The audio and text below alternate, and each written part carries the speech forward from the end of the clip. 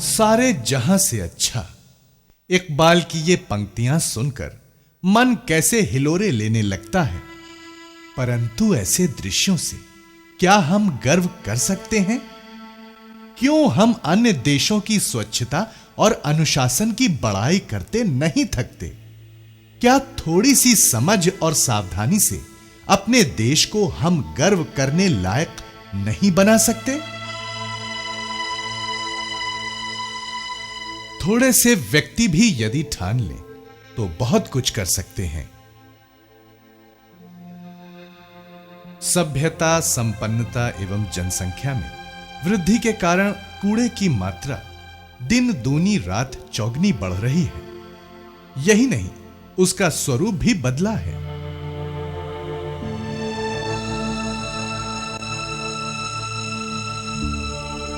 सुरसा के मुख जैसा ये कूड़ा हमारी भूमि को ही लीलता जा रहा है।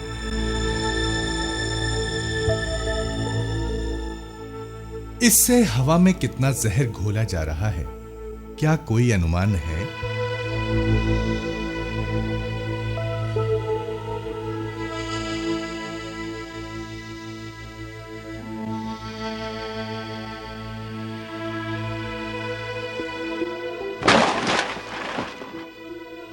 क्या इस तरह जल को जहरीला बनाना उचित है?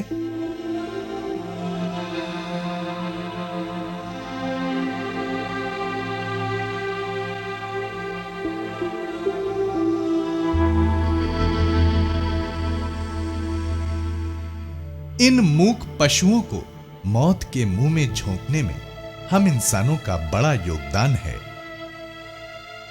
ये भी तो मानव हैं जो स्वयं और समाज को इस प्रकार रोगाणुओं को पहुंचाने के माध्यम बन जाते हैं।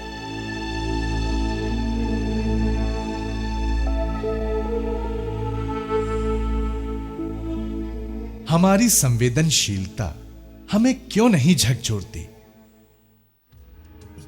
बढ़ती आबादी की आवश्यकता के अनुपात में सरकारी संसाधन अपर्याप्त पड़ रहे हैं। ऐसे में क्या केवल प्रशासन पर ही निर्भर रहना कोई बुद्धिमानी है?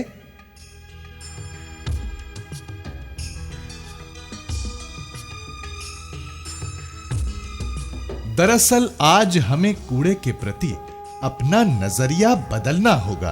कूड़े को फेंकने के बजाय उसका उपयोग करना होगा, क्योंकि कूड़े का अधिकांश भाग उपयोग किया जा सकता है।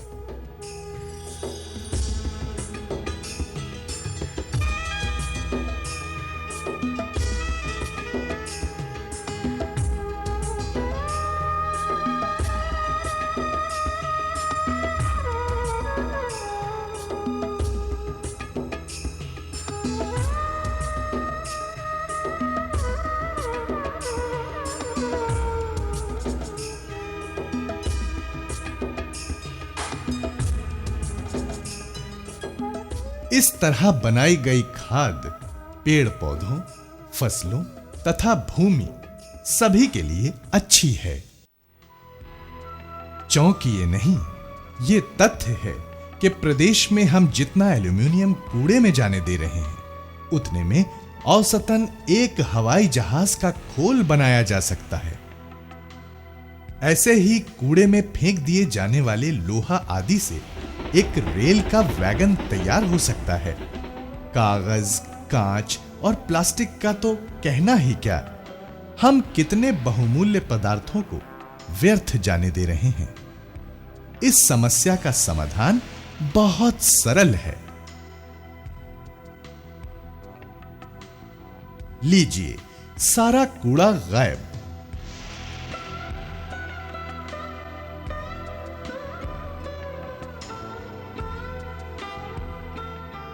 ये 2 मिनट का जादू हर किसी के लिए संभव है।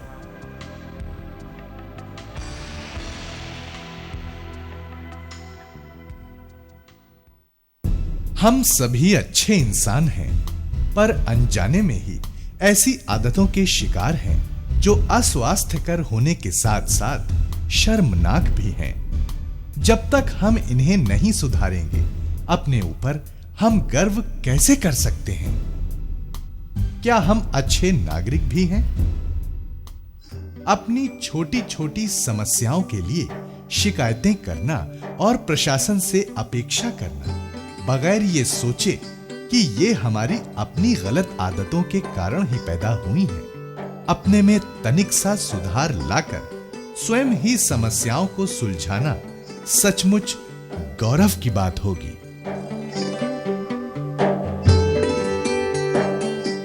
ये भी सत्य है कि जो व्यक्ति या समूह कुछ बेहतर करने का संकल्प लेते हैं और उसके लिए उत्साह पूर्वक जुटते हैं, उन्हें प्रशासन का भी सहयोग प्राप्त होता ही है।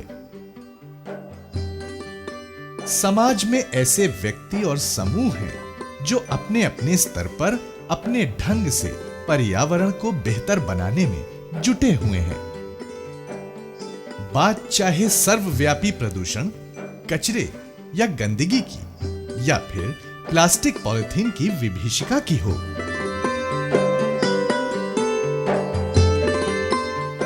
पेड़ों को ऊपर से नहलाने से कहीं अधिक लाभदायक है जड़ों को पानी देना।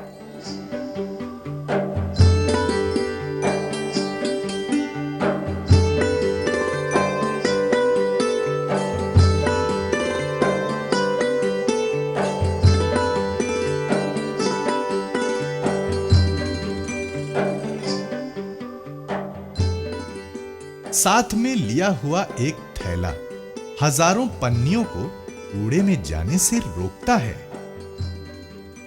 ये और ऐसे छोटे बड़े अनेकों प्रयास सराहनीय और अनुकरणीय हैं।